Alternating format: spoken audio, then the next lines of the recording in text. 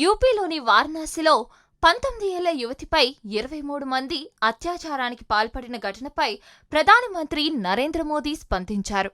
తన పార్లమెంటరీ నియోజకవర్గం వారణాసికి చేరుకున్న మోదీ అక్కడ జరిగే బహిరంగ సభల్లో ప్రసంగించడానికి ముందు 3,880 కోట్ల విలువైన ప్రాజెక్టులకు శంకుస్థాపన చేశారు.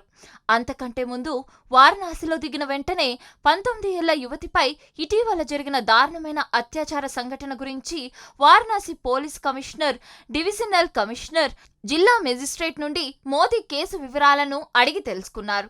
మృగాలపై కఠిన చర్యలు తీసుకోవాలని మోదీ ఆదేశించారు.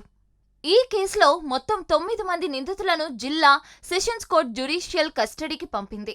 ఏప్రిల్ 4న బాధితురాలు అపస్మారక స్థితిలో ఉన్నట్లు పోలీసులు గుర్తించారు.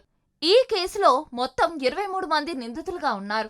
ఈ కేసుకు సంబంధించి 9 మందిని అరెస్టు చేశామని, మిగిలిన నిందితులను త్వరలో అరెస్టు చేస్తామని పోలీసులు తెలిపారు. లాల్పూర్, పాండేపూర్ పోలీస్ స్టేషన్లో సంబంధిత సెక్షన్ల కింద కేసు నమోదు చేయబడింది.